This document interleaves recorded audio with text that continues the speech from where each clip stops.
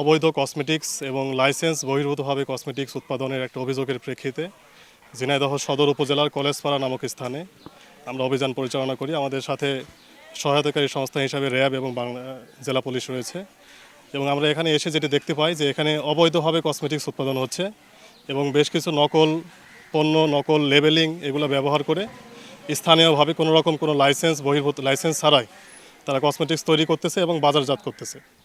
তো এই অপরাধের জন্য আমরা একজন অভিযুক্তকে দোষী সাব্যস্ত করে তাকে 1 লক্ষ টাকা জরিমানা এবং তার যেই সামগ্রিক মালামাল ছিল নকল মালামাল এবং নকল মালামাল প্রস্তুত করার যে সামগ্রী সেগুলো বাজেয়াপ্ত করা হয়।